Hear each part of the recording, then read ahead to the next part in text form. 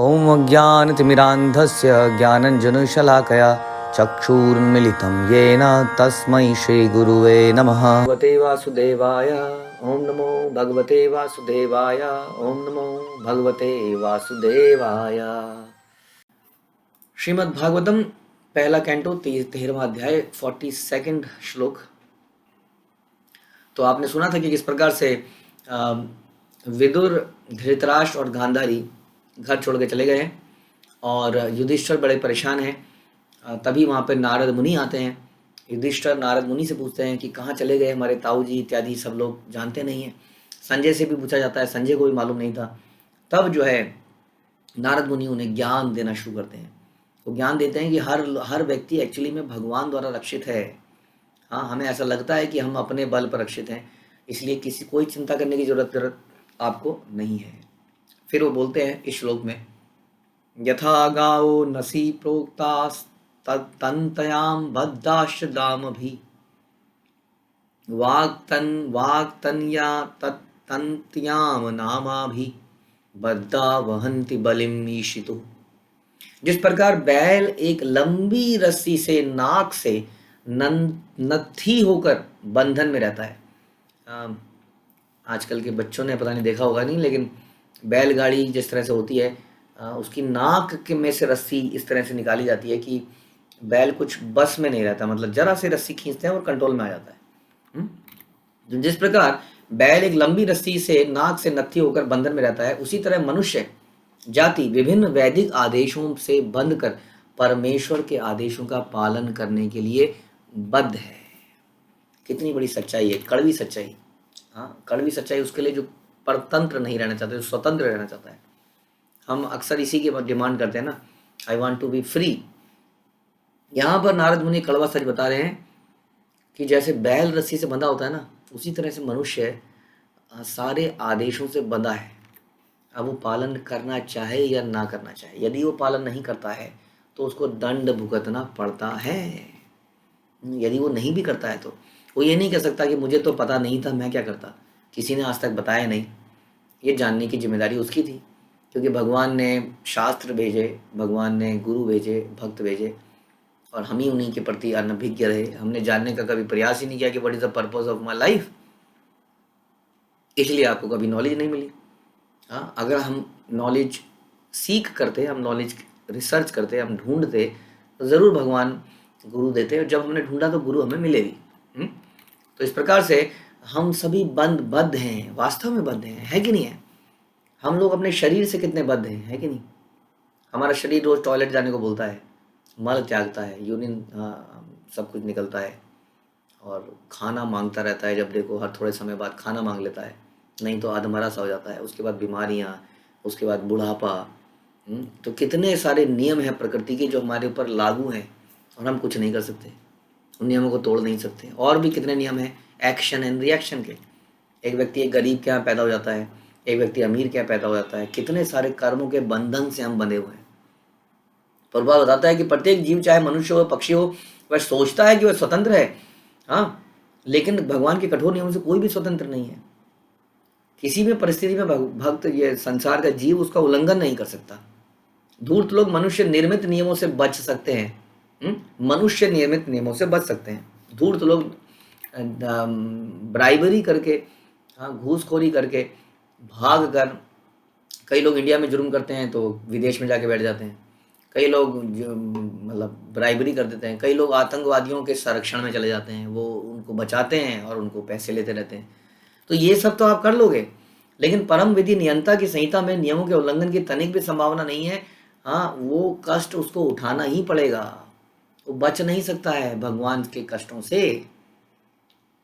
इसलिए धर्मनिरपेक्ष राज्य, ईश्वर विहीन राज्य आजकल चलाया जा रहा है। आजकल क्या बोलते हैं, धर्मनिरपेक्ष, सेकुलरिज्म। तो प्रभुपाद अक्सर इस पर बोलते थे, सेकुलरिज्म एक्चुअली बेसिकली सेकुलरिज्म होना क्या चाहिए सही मायने में? सही मायने में सेकुलरिज्म की धर्मनिरपेक्षता ये होनी चाहिए कि हर व्यक्ति को धर्म के लिए प्रोत्साहित किया जाए, चाहे वो हिंदू, मुस्लिम, सिख, ईसाई कोई भी हो। हर व्यक्ति को धर्म के लिए प्रोत्साहित किया जाए। लेकिन इसका मतलब ये हो गया है कि धर्मनिरपेक्ष मतलब धर्म की बात ही मत करो। ऐसा कुछ मतलब बन गया है कि धर्मनिरपेक्ष का मतलब हो गया किसी धर्म की बात मत करो। क्यों? यदि आप बोलोगे गीता स्कूलों में पढ़ाई जाए, तो वो बोलेगा जी कुरान क्यों ना पढ़ाई जाए, वो बोलेगा जी बाइबल क्यों ना पढ़ाई जाए। तो अच्छा चुप ही रहो, इस मैटर पे चुप रहो, क्योंकि आप बोलोगे गीता पढ़ाओ तो बाइबल वाले वोट नहीं देंगे, कुरान वाले वोट नहीं देंगे। आप बोलोगे कुरान पढ़ाओ तो सारे गीता वाले वोट नहीं देंगे, इसलिए चुपचाप बैठे रहो। तो धर्मनिरपेक्षता के चक्कर में धर्म विहीनता होता जा रहा है, ऐसा बता रहे हैं। हम्म? ईश्वर विहीन राज्य नागरिकों को ईश्वरीय नियमों को तोड़ने की छूट देते हैं कि नहीं? किंतु राज्य के नियमों का उल्लंघन करने से रोकते हैं। कहते हैं कि सड़कों के नियम, ट्रैफिक लाइट का पालन करो, कहते हैं कि नहीं? हम बड़े हैरानी होती है कि आजकल देखता हूँ मैं, जब सड़क पे कोई बिना मास्क के चल रहा होगा तो कोई चालान नहीं है। एक आदमी बेचारा बंद कार में अकेला गाड़ी ड्राइव करके जा रहा है, लेकिन उसने मास्क नहीं पहना है तो चालान है। बड़ा सोच के अजीब सा लगता है कि वो तो प्राइवेट गाड़ी में जा रहा है भैया, कैसे फैलाएगा किसी को, अकेला ही तो है। हाँ, उसका तो चालान काट देंगे। लेकिन जो सड़कों में घूम रहे हैं, वो कह रहे हैं जो सड़कों वालों के लिए चालान है नहीं, कि ट्रैफिक पुलिस के रूल जो है वो तो ट्रैफिक में ही लागू होते हैं। तो इसलिए यहाँ बताया जा रहा है कि वो मानव निर्मित नियमों का उल्लंघन करने से रोकते हैं, लेकिन भगवान द्वारा निर्मित नियमों का उल्लंघन करने से नहीं रोकते हैं। वो अवैध स्त्री पुरुष संबंध बनाने से नहीं रोकते हैं। वो कहते हैं चलो यू आर क्या कहते हैं, adult, so okay, till the time you are adult, you are not forcing anybody, it is okay, no problem. और we will give you some methods, tools, so that कि आपकी कोई बीमारियां ना हो जाएं, तो हम कुछ आपको टूल्स भी देते हैं, ये टूल्स लीजिए। और तो और उन टूल्स का खुलेआम एडवर्टीजमेंट होता है, बड़ी शर्म आती है कई बार देख के। बसों में बड़े बड़े एडवर्टीजमेंट लगे होते हैं उन टूल्स के, जिसको कहते हैं प्रमोट करते हैं, इसको इस्तेमाल कीजिए ना, why don't you use it and enjoy. बाकायदा मुर्गा मंडियाँ, बकरा मंडियाँ, स्लॉटर हाउसेस, मतलब इन नियमों को बचने के लिए कुछ नहीं बोलते हैं, लेकिन आदमी द्वारा निर्मित नियमों को रोकने के लिए बहुत दम लगाते हैं। फल यह होता है कि मनुष्य निर्मित अपूर्ण नियमों का पालन करने की अपेक्षा ईश्वर के नियमों को तोड़ने के कारण जन सामान्य को अधिक कष्ट उठाना पड़ता है। वो राज्य के पुलिस से तो बच जाता है क्योंकि उसने ट्रैफिक पुलिस के नियम नहीं तोड़े, लेकिन वो भगवान की जो पुलिस है उससे बच नहीं पाता है, इसलिए दुखी और ज़्यादा हो जाता है। हाँ, इस तरह से ये हम साबित कर रहे हैं नारद मुनि की बात को, कि कैसे मनुष्य बंधा हुआ है, उसको लगता है कि वो फ्री है। धर्म संहिताएं, शास्त्रीय आदेश जीव की विभिन्न दशाओं को देखते हुए ईश्वर के मुक्त प्रतिनिधियों द्वारा बनाए गए। जो जितने भी ये संहिताएं हैं, शास्त्रीय आदेश हैं, ये भगवान ने या भगवान के परम भक्तों ने बनाए हैं, जो कि मुक्त हैं इन संसार के इन्फ्लुएंसेस से। हाँ, इसलिए उनके द्वारा बनाए गए नियम तो वैलिड हैं, लेकिन जो संसार में जो नियम बनते हैं सरकार के, वो ऐसे लोगों द्वारा बनाए जाते हैं जो 6 दोषों से युक्त हैं, जैसे कहते हैं काम, क्रोध, लोभ, मद, मत, मत्सर्य। इसलिए उनका पालन हम करने के लिए इतने सतर्क रहते हैं। कई बार हमें लोग बोलते हैं नियमों का पालन करना चाहिए जी, बिल्कुल नियमों का पालन करते हैं। ऐसे लोग मिलेंगे आपको, बड़े ही sincere, dedicated in terms of accepting the social rules and regulations. Police ने द्वारा बनाए गए नियम, सेल टैक्स के नियम, इनकम टैक्स के नियम, मतलब मैं एक बहुत ही ईमानदार नागरिक हूँ। हाँ, बहुत अच्छी बात है, आप अच्छे नागरिक हैं, लेकिन अच्छे इंसान भी बनना पड़ेगा। अच्छा नागरिक मतलब अच्छा इंसान नहीं, अच्छा इंसान वो जो ईश्वर द्वारा बनाए गए नियमों का पालन करे। वास्तव में संसार के भौतिक नियमों का पालन कर रहा है, वेरी गुड, करिए, लेकिन ईश्वर के नियमों का पालन करना और भी ज़्यादा जरूरी है। नहीं तो क्या है इसका, फिर भी आप बंधे फिर भी हैं, आप पालन करेंगे, मैं नहीं करूँगा जी, मत करिए, तो आप और ज़्यादा दुखी हो जाएंगे, ऐसा बताया जा रहा है। यथा क्रीडोपस्कराणाम संयोग विगमो इह इच्छया क्रीडितु स्याताम तथा एव ईश इच्छया नृणाम। जिस प्रकार खिलाड़ी अपनी इच्छा अनुसार खिलौनों को सजाता है और बिगाड़ता है, उसी तरह भगवान की परम इच्छा मनुष्यों को पास पास लाती है और अलग भी कर देती है। खिलाड़ी, कोई बच्चा खेलता है, आपने देखा होगा कई बार, खिलौनों को खेलता है, बनाता है बहुत देर, और थोड़ी देर में उसका मूड खराब हो जाता है, सब तोड़ ताड़ के अलग कर देता है, फिर बनाने लगता है, फिर तोड़ देता है। तो इसको सुनते हैं, श्रील प्रभुपाद इसके बारे में बड़ा डिटेल में बता रहे हैं, तो हम पढ़ेंगे। हमें यह निश्चित रूप से समझ लेना चाहिए कि हम जिस पद पर अभी हैं वह हमारे ही विगत कर्मों के अनुसार मिलता है, लेकिन परम इच्छा द्वारा नियोजित है। यानी कि कर्म हमारे हैं, उस पे जो फाइनल वर्डिक्ट है वो भगवान की है, हमारे ही कर्मों के अनुसार। जैसे कि एक जज किसी व्यक्ति को सजा सुनाता है, लेकिन उसी के कर्मों के आधार पर सुनाता है, लेकिन फिर भी सजा सुनाने वाला वो जज है। हम्म? और जज उसके कर्मों को एनालाइज करता है और वर्डिक्ट देता है। तो इसी प्रकार से हमारे ही कर्मों के फल के कारण हम यहाँ पर हैं, लेकिन फिर भी फाइनल वर्डिक्ट भगवान की है। परमेश्वर भगवान सबके सबके हृदय में है, तो कैसे बचा जाए उससे? वो हमारी सारी गतिविधियों को जानते हैं, देखते रहते हैं क्या कर रहा है, क्या सोच रहा है। वो हमें किसी विशेष पद पर बिठाकर हमारे कर्मों का फल देते हैं।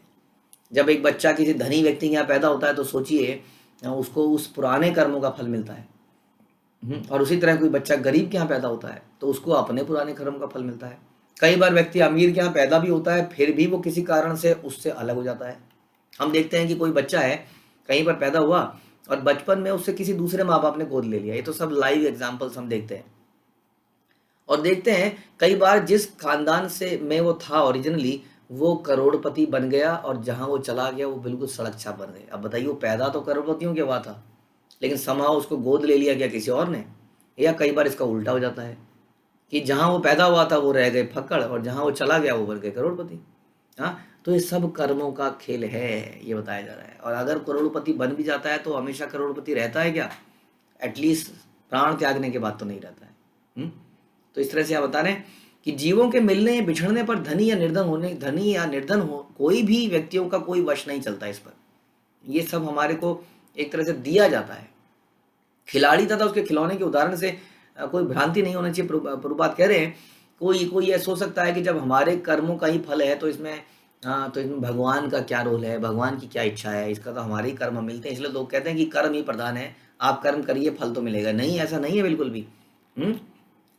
ऐसा बिल्कुल नहीं है। हम देखते हैं कि जज के पास भी वीटो पावर होती है, वो भी किसी कैदी को कई बार रिहा कर सकते हैं based on his own judgment. उसके पास कुछ फ्रीडम है। इस संसार में भी हम देखते हैं राष्ट्रपति किसी फांसी के प्राप्त सजा वाले व्यक्ति को भी फ्री कर सकता है, उसके पास ये पावर है। ये तो फिर संसार सुप्रीम पर्सनैलिटी की क्या बात करें, उसके पास कितना अधिकार होगा। इसलिए भगवान इस अधिकार को रिजर्व रखते हैं यदि वो देखते हैं कि ये सच्चाई से मेरे प्रति सरेंडर करने का प्रयास कर रहा है। जैसे कि जगाई मदाई बहुत बड़े मर्डरर थे, कई सारे मर्डर करे थे उन्होंने, चोरी, डकैती, शराब, जुआ, हर तरह का गलत संबंध, सब काम उन्होंने किए थे। लेकिन जब उन्होंने अपने जीवन में पछतावा शुरू किया, प्रायश्चित शुरू किया, तो भगवान ने उनके सारे पापों से उन्हें मुक्त कर दिया। फाइनल वर्डिक्ट, हाँ, उनको रिहा कर दिया कि नहीं? जैसे आपने उस नाटक में देखा था कैसे लक्ष्य और विराट को अंत में रिहा कर दिया गया था उनके अच्छे आचरण से। तो गॉड रिजर्व दिस राइट्स, इसलिए कहते हैं। ऐसा नहीं है कि आप कह रहे हो कि हमारे ही कर्मों का फल है ना, तो फिर भगवान का क्या रोल है? भगवान का पूरा रोल है। यदि हम भगवान के शरणागत हो जाते हैं तो हमें इन पापों से मुक्त कर सकते हैं। लेकिन यदि उन्हें लगता है कि अब नाउ ही सीरियस, अब ये बिल्कुल बदलाव लाना चाहता है अपने जीवन में, लेकिन यह बदलाव भगवान की इच्छा से ही आ सकता है, अन्य किसी से नहीं। हाँ, यानी कि भगवान भी, इसके लिए भी भगवान हेल्प करते रहते हैं हमारी। कितने दयावान है, इतने पाप ही हमें देखते हैं, इतने पाप करते हुए फिर भी हमारे जीवन में भक्तों को भेजते हैं, जाओ प्रभु। हाँ, और भक्त कितने कितने कैसे होते हैं भक्त। मैं तो सोचता हूँ कई बार कैसे हमारे गंदे आचरण को, हमारे गंदे शरीरों को, हमारे गंदे वचन को, हमारे हर गंदी चीज़ को गले लगा लेते हैं। जैसे चैतन्य महाप्रभु ने कोढ़ से बीमारी से युक्त वासुदेव विप्र को गले लगा लिया, ऐसे भगवान ने, चैतन्य महाप्रभु ने सनातन गोस्वामी को गले लगाया और उनके शरीर से निकलने वाली पस और खून उनके अपने शरीर में लग जाती थी। इसी प्रकार भक्त जो है हमारे सारी चीज़ों को भुलाकर हमें एक्सेप्ट करते हैं। तो कितना कृतज्ञ हमें होना चाहिए ऐसे लोगों के लिए जो हमें ऐसी अवस्था में भी स्वीकार करते हैं। यहाँ पर ये बता रहे हैं कि वो भी भगवान की कृपा से ही हो पाता है। अतएव श्लोक में दिया गया खिलाड़ी का उदाहरण सर्वथा उपयुक्त है, क्योंकि भगवान जो कुछ चाहते हैं उसे करने के लिए वो परम स्वतंत्र हैं। जब किसी शुद्ध भक्त का मामला आता है तब कर्म फलों में ये परिवर्तन विशेष रूप से परमेश्वर द्वारा कर दिए जाते हैं। भगवान सारी वीटो पावर यूज करके अपने भक्त को उठा के ले जाते हैं। भगवान की शादी रुक्मणी से तय नहीं हुई थी। हाँ, रुक्मणी की शादी होनी थी शिशुपाल से। उनके पिताजी की भी ये इच्छा थी, या पिताजी की इच्छा कम थी लेकिन उनके भाई की इच्छा ज़्यादा थी। पूरा व्यवस्था हो चुकी थी बारात आ गई थी, आ रही थी, सारे बाराती थे, घरेती थे। अब बताइए, ऐसे में हाँ, रुक्मिणी की इच्छा थी, वो सरेंडर थी। वो कहती थी, कृष्ण मेरी शादी तुम्ही से हो सकती है, अदरवाइज मैं प्राण त्याग दूंगी अपने। हम्म? तो भगवान ने कुछ नहीं देखा उसके बाद, नैतिकता, अनैतिकता, रिएक्शन, फिएक्शन, he is supreme personality, he is free. तो अपने भक्तों की रक्षा करने के लिए वो किसी भी प्रकार का नियम तोड़ सकते हैं, कुछ भी डिसाइड कर सकते हैं। जब इन संसार में, जैसे मैंने बताया छोटे छोटे एग्जाम्पल, ऐसे प्रेसिडेंट किसी को रिहा कर सकता है, तो उसके कंपेयर में भगवान तो सुपर प्रेसिडेंट है। हाँ, तो यहाँ बता रहे हैं इसलिए कि ऑल दो जीव अपने कर्म से बद्ध है, लेकिन फिर भी भगवान के पास ये राइट होता है, यदि जीव शरणागति करता है। जैसे भगवान कहते हैं कि सर्वधर्मान परित्यज्य मामेकम शरणम व्रज। यदि तुम सभी धर्मों को, अपने विचारों को, मानसिकताओं को त्याग के मेरी शरण लोगे तो मैं तुम्हें सारे पापों से मुक्त कर दूंगा। तो ऐसा भगवान करते हैं। यत मन्यसे ध्रुवम लोकम अध्रुवम वानयचो अब अभ्ययम सर्वथा नहीं सोच्याते स्नेहात अन्यत्र मोहजात।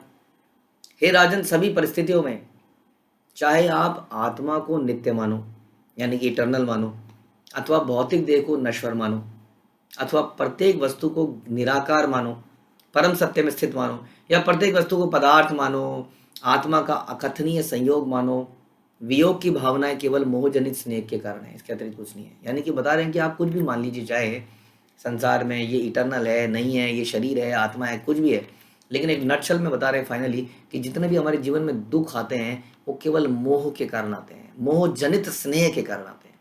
यानी कि जो हमें सांसारिक स्नेह है, जो हमें लगता है मेरा मेरा मेरा पत्नी, मेरा भाई, मेरा लाल, हाँ, मोह जनित स्नेह। हमने थोड़ी देर पहले सुना था कैसे श्रील प्रभुपाद आसक्त थे अपने गुरु की आज्ञाओं के लिए। तो वो जो मोह है, वो मोह नहीं माना जाता है वास्तव में, वो दिव्य दिव्य अटैचमेंट है। और ये जो संसारिक हमें मोह हो जाता है, मोह का बेसिकली, मोह मतलब इल्यूजन हो गया एक तरह से ना। तो जो स्नेह, मोह जनित स्नेह, ये जो स्नेह है मोह जनित, कि मैं और मेरा, मेरे शरीर से निकला मेरा, हाँ, तो ये जो है ये हमारे दुखों का कारण है। उसके कारण जो हमारे को वियोग होता है, और कुछ भी नहीं है। So is all illusion. Ultimately it is like, एक प्ले करते करते कई बार प्लेयर, नाटककार, उस प्ले के किरदारों से इतना अटैच हो जाता है कि वो सच में रोने लगता है। आप लोग भी भगवान के प्ले करते हैं, भगवान के लिए कई बार रो पड़ते हैं, वो तो अच्छा है। लेकिन हम संसार में देखते हैं कई फिल्मी एक्टर एक्ट्रेसेस इतने किरदार में घुस जाते हैं कि वो वाकई में रोने लगते हैं। इसी तरह से वो मोह हो जाता है। हाँ, वो तो उनका करियर है, प्रोफेशन है। लेकिन आप सोचिए, ये हमारा करियर प्रोफेशन नहीं है। हमारे जीवन में बहुत सारे दुख आ रहे हैं, वो मोह जनित स्नेह के कारण आ रहे हैं। तो ये सारी बातें जो है, कौन समझा रहा है? ये सारी बातें नारद मुनि समझा रहे हैं उन लोगों को, ताकि वो समझें कि जो धृतराष्ट्र घर छोड़ के गया है, हाँ, उसमें कोई समस्या नहीं है। ऐसा लगता है कि हमारा चला गया, हमसे दूर चला गया, बट वो बेटरमेंट के लिए गया है, अपने आध्यात्मिक उन्नति के लिए गया है। इसलिए दुख करने की बात नहीं है, ऐसा वो उनको समझाना चाह रहे हैं। इसलिए बोलते हैं, तस्मात् जहि अंग वैक्लव्यम अज्ञान कृतम आत्मनम कथम तु अनाथा कृपणा वर्तेरन ते च माम विना। अतएव तुम आत्मा को ना जानने के कारण उत्पन्न अपनी चिंता छोड़ दो। अब आप यह सोच रहे हैं कि वे असहाय जीव तुम्हारे बिना कैसे रहेंगे। Another illusion. हमें लगता है हाय कैसे रहेगा हमारे बिना। जैसे राजा दशरथ सोच रहे थे, जब विश्वामित्र उनसे मांगने आए कि मुझे आपके बच्चे चाहिए, हाँ, जंगल में बहुत राक्षस हैं, उनसे मेरे को यज्ञ करना है, ये रक्षा करेंगे। राजा दशरथ ने कहा, मैं चलता हूं ना, आई विल फाइट। ये तो बहुत ही मासूम है, हाँ, कोमल हाथ है इनके, कैसे ही वहां पर रहेंगे, राक्षसों से लड़ने की दूर की बात है। हाँ, विश्वामित्र को गुस्सा आया था, कहते ये जानता नहीं, मूर्ख, ये भगवान तीनों लोगों के स्वामी है, कह रहे जरा से बच्चे हैं। तो जो है दशरथ जो है इल्यूजन में, मोह में, मोह जनित स्नेह के कारण दुखी हो जाते हैं, बहुत दुखी होते हैं। तब उनको बाद में समझाते हैं, उनके अपने ही वशिष्ठ इत्यादि समझाते हैं, तो उन्हें समझ में आता है, तो उन्हें भेजते हैं। लेकिन इस प्रकार से हमें लगता है कि यदि हम नहीं होंगे तो क्या होगा, कैसे मेरा लाल जिंदा रहेगा। हाँ, इसके अगेंस्ट में हम देखते हैं महान एग्जाम्पल सुनीति का, जो कि ध्रुव महाराज की माँ थी, उतानपाद की पत्नी थी, वो अपने बेटे को जंगल में जाने को कहती है, बेटा यदि कुछ चाहिए तो भगवान से मांगिए। वो कहता भगवान कहाँ मिलेंगे बेटा, ये तो जंगल में ही मिलेंगे, जंगल में जाके उनको तपस्या कीजिए। और वो भेज देती है। और वहाँ पे वास्तव में भगवान को प्राप्त कर पाते हैं। तो जो सेल्फ रियलाइज लोग होते हैं वो जानते हैं कि वास्तव में रक्षा करने वाले कृष्ण ही हैं। इसका बेस्ट एग्जाम्पल आप कभी मत भूलिएगा द्रौपदी का। मुझे नहीं लगता कि इतना बड़ा सिक्योरिटी सिस्टम किसी के पास हो सकता है जितना द्रौपदी के पास था। दुनिया का सबसे ताकतवर व्यक्ति, सबसे बड़ा धनुर्धर, सबसे बड़ा धर्मराज, और बाकी दोनों भाई भी आप जानते नहीं, उन्होंने बहुत करामात किए हैं बहुत सारे। तो ये सारे ऐसे 5 अनोखे पति जो साक्षात देवताओं के पुत्र थे, ऐसे पति उसकी रक्षा नहीं कर पाए जिन्होंने 18 अक्षुणी सेना को समाप्त कर दिया और खुद मरे नहीं है पांचों। हाँ, इतने बलशाली लोग। तो ये बेस्ट एग्जाम्पल ये समझने के लिए कि हम किसी की रक्षा करते नहीं है वास्तव में। It is only by the mercy of Krishna जो हम एक सांस भी ले पाते हैं। तो यहाँ पे नारद मुनि उनको बताते हैं कि आप सोचेंगे कि वो चले गए, उनकी चिंता मत करो, आप सोच रहे हैं कि तुम्हारे बिना कैसे रहेंगे। प्रभुपाद कहते हैं जब हम अपने सगे संबंधियों को असहाय और अपने ऊपर आश्रित समझते हैं तो यह अज्ञान है। परमेश्वर के आदेश से प्रत्येक जीव को इस संसार में उसकी अर्जित स्थिति के अनुसार सुरक्षा प्रदान की जाती है। उसकी अर्जित स्थिति के अनुसार, ध्यान रखिए कि कभी क्यों हम मर जाते हैं, कभी क्यों हमारे एक्सीडेंट हो जाते हैं, कभी क्यों हो जाता है, क्योंकि हमारी अर्जित सुरक्षा उतनी ही थी। और जब हमारी अर्जित सुरक्षा समाप्त हो जाती है तब हमने सबसे सुरक्षित महलों में रहने वाले लोगों को मरते हुए देखा है। हाँ, हमने सबसे मजबूत कारों को पलटते देखा है, आदमी को मरते हुए देखा है। तो जब हमारे अर्जित सुरक्षा समाप्त हो जाती है तो हम कुछ भी कर लें, हम अपने आप को बचा नहीं पाते। भगवान भूत भृत कहलाते हैं, अर्थात वे जो सभी जीवों को सुरक्षा प्रदान करते हैं।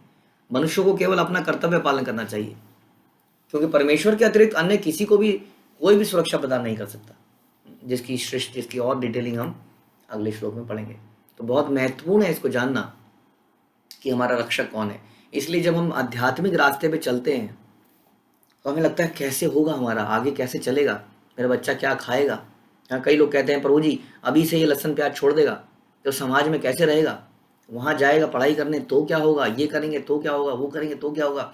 वास्तव में ये बात है, सुन के तो लॉजिकली तो समझ नहीं आता कैसे जिएगा, लेकिन न जाने कैसे सब कुछ हो जाता है। हमारे पास खुद के एग्जाम्पल है। हमारे पास अभी भी कुछ भक्त ज्वाइन करते हैं जो विदेशों में रहते हैं, जो विदेशों में पढ़ाई करने गए हैं, कोई डॉक्टरेट पढ़ने गया है, कोई MBA करने गया है, और कैसे वो वहाँ पे रह रहा है, कैसे उसका जीवन चल जाता है। बाद में वो कहता है प्रभु जी पता नहीं कैसे सब कुछ हो गया। तो देयरफॉर आप रास्ता, अगर आप एक कदम कृष्ण की तरफ बढ़ाते हैं तो कृष्ण आपकी तरफ 10 कदम बढ़ाते हैं। इसलिए बिना डरे हमें आगे बढ़ना चाहिए और इस आध्यात्म को अंगीकार करना चाहिए, बिना सोचे कि कैसे होगा। कोई सोचते हैं मेरी लड़की अगर ऐसी बन जाएगी तो उसके ससुराल कैसा होगा, कैसे शादी कराऊंगी, पता नहीं क्या क्या हम सोचते हैं, और कई बार भक्ति में आगे ही नहीं बढ़ते हैं। ध्यान रखिए, जैसे मैंने बोला, हर किसी की अर्जित सुरक्षा है, यदि वो समाप्त हो गई तो आपके कुछ भी करने से आप बचा नहीं पाएंगे। इसलिए क्यों ना कृष्ण को समर्पण कर दें। श्रील प्रभुपाद की जय। ग्रंथराज श्रीमद् भागवतम की जय।